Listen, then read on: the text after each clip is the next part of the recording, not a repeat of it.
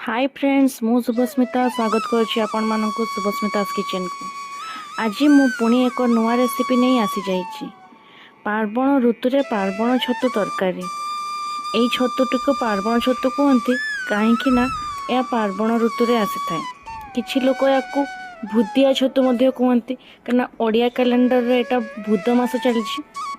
तो से पई मु तरतर हो संध्या देवाई बाहरला बेलू देखिली मो हजबैंड नहीं पहुँचले ए वर्षर प्रथम पार्वण छतु। मो छतु देखी जी खुशी गली से डरी भी गली या केमती परिष्कार करी। आम घरे तो मो माँ जेजेमा कर दियंती। एमती भाबू मो सासू कहले तू माँ जा संध्या देदेबू तो आसला बेलू मो छतु धोई परिष्कार कर रखी। बास मो मन खुशी। मो ठाकुर घर आसला बेलू मम्मी ताकू छड़े हल्दी पानी दे धोई परिष्कार कर रखी। भाविली एबे याकू भाजी देवी काली सकाळु लंच रे याकू बनैबी पूरा मयूरभंजिया स्टाइल रे। कड़ारे गरम कली किछि सोरिष तेल से छतु दे ताकू लुण हलदी दे भल भाव भाजी रखिनेली।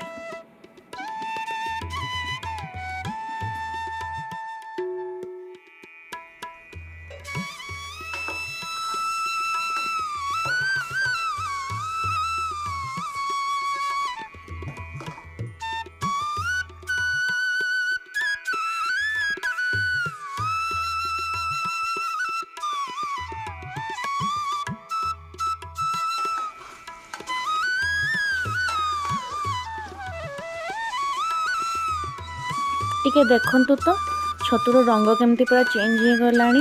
पूरा लाल आ बास्ना रे पूरा घर महकी उठुची। टिके छतु भजा गरम गरम मु खाईदेली बाकी तक रखीदेली काली तरकारी करिवे।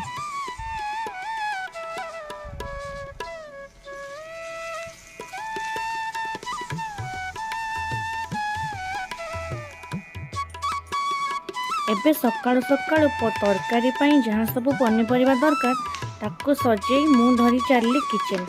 जय जगन्नाथ करी रोषेई आरंभ करदेली।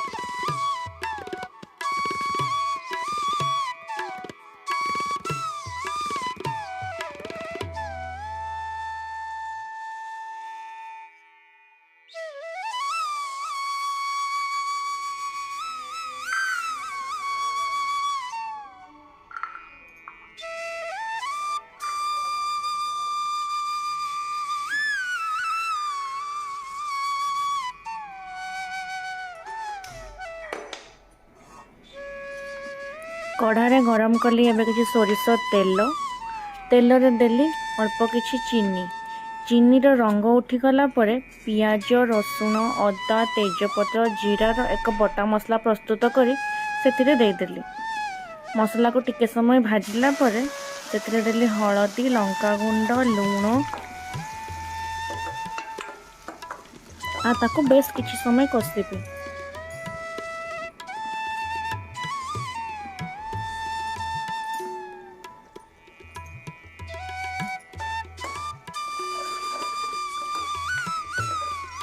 मसला को आराम से टाइम नहीं कि कषिबा। जेते धीर जाल रे मसलाटी सिझिबो सेते भल टेस्टी तरकारी तैयारी हबो।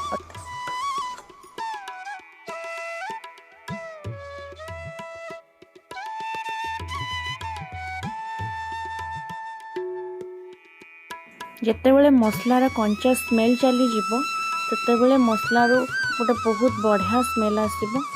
आउ तार सब तेल अलग हो जितेबाला तेल अलग हो जान जे मसला रेडी हो गला। एबे पूर्वर काटिकी परिष्कार कर रखिथिबा परिबा सबको ता देहरे देइदबा भल भाबे कषि नबा।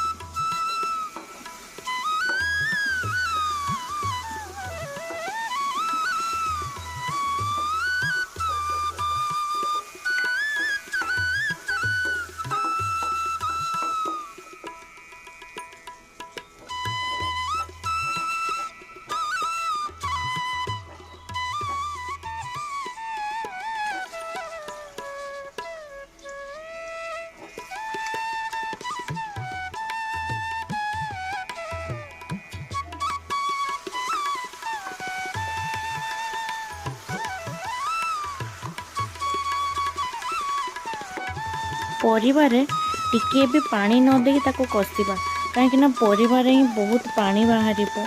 ଜହ୍ନି ବାଇଗଣ ଏସବୁ ବହୁତ ପାଣି ଛାଡ଼େ, ସେଇ ପରିବାର ଦେହ ପାଣିରେ ହିଁ ତରକାରୀ ସିଝିଯିବ।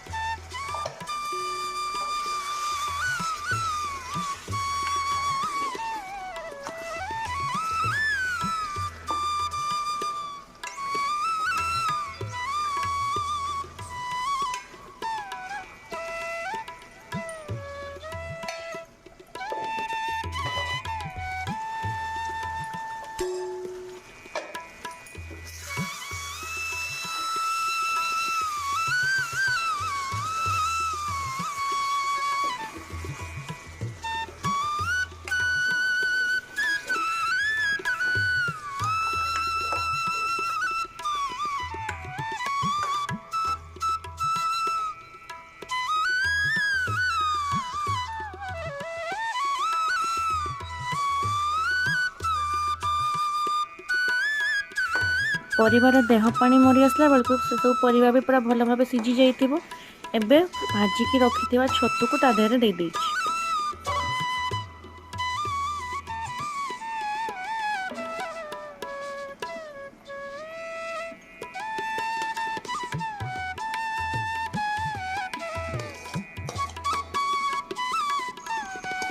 ଛତୁ ଦେଇ ତାକୁ ଅଳ୍ପ କିଛି ସମୟ କଷିକି ସେଥିରେ ମୁଁ ଆବଶ୍ୟକ ହିସାବରେ ପାଣି ଦେଇଛି। ଆପଣ ଏମିତି କଷା ବି ରଖିପାରିବେ। କଷାଟା ରୁଟି ସାଙ୍ଗରେ ୟା ଫିର କିଛି ଡ୍ରାଇ ସବଜି ସାଙ୍ଗରେ ତାକୁ ଭଲ ଲାଗିବ, ଡାଲି ସାଙ୍ଗରେ। ବଟ୍ ମୋତେ ଭାତ ସାଙ୍ଗରେ ଖାଇବାର ଥିଲା, ତ ମୁଁ ସେଇ ପାଇଁ ତାକୁ ଅଳ୍ପ ପାଣି ଦେଇକି ଝୁକଝୁକିଆ ଝୋଳ କରିଛି।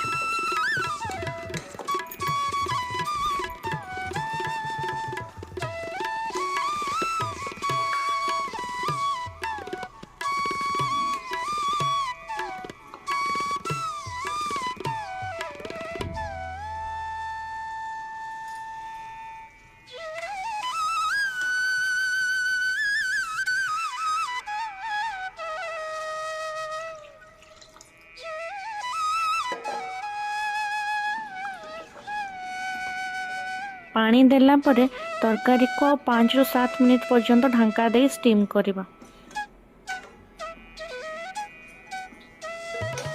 ବାସ୍, ଆଉ କ'ଣ, ତରକାରୀ ରେଡ଼ି।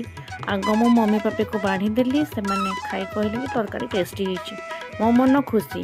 ତାପରେ ମୁଁ ବାଢ଼ି ଆଣିଲି ଗରମ ଗରମ ଭାତ, କାଙ୍କଡ଼ ଆଳୁ ଭଜା, ବରକୋଳି ଆଚାର ଓ ଛତୁ ତରକାରୀ। ଆଜିର ଖାଇବା ପୁରା ଟେଷ୍ଟି।